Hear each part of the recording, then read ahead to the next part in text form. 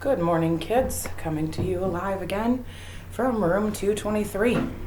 Oh, pardon me while I have to get situated here. We are on Math Crunch number 5 today. Hard to believe we're halfway through the year. However, Math Crunch, make sure you use your pause button, use your tools, think multiplication charts, things like that, okay? You guys got this. Question number 1. Identify the equation that represents a proportional relationship. dy equals 3x squared. I don't think that's supposed to say d. Let me reread this. It says d period c period, then y equals 1. We're looking at mx plus b. Y equals mx plus b is what you're looking for here. So you're going to ignore that d and that c. I think that there's supposed to be answer choices that are on there. So again, question number 1. Y equals 3x squared. Option number 2 is y equals 1 minus x. Third option is y equals 1 over x plus 2. Or the last option is y equals 3x.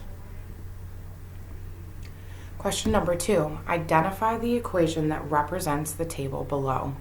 When x is negative 1, y is negative 10. When x is 0, y is negative 6. When x is 1, y is negative 2. When x is 2, y is 2. Your option choices are y equals 4x minus 6, y equals negative 6x, y equals negative 4x plus 2, or y equals negative x minus 10.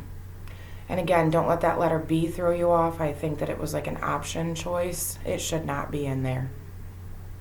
Question number 3. Identify the equation that represents a non-proportional relationship.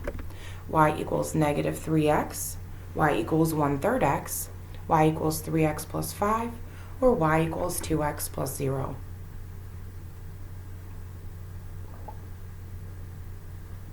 Question number 4.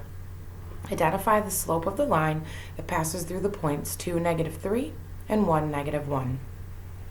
Is it 1/4?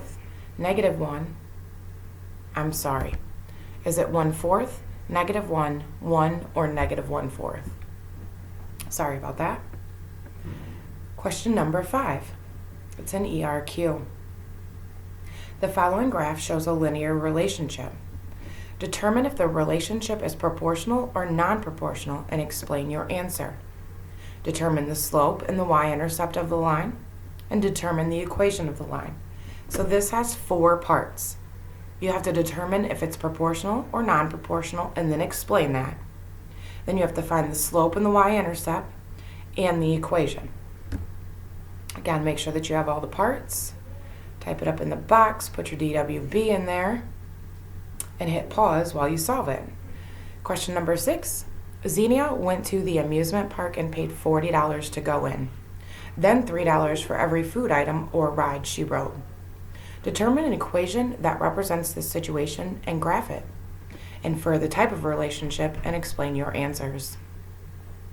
Again, make sure you have your DWB chart, make sure that you've solved all parts of the question, and that is it for crunch number 5. Coming to you live from room 223. Have a good day. Learn something new.